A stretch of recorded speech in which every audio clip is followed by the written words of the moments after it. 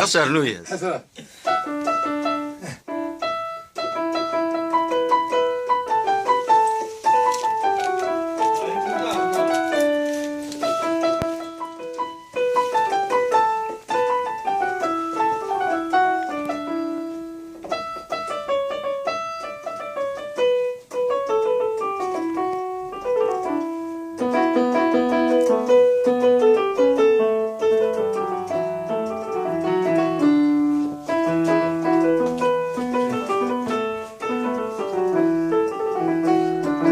يوارش الحال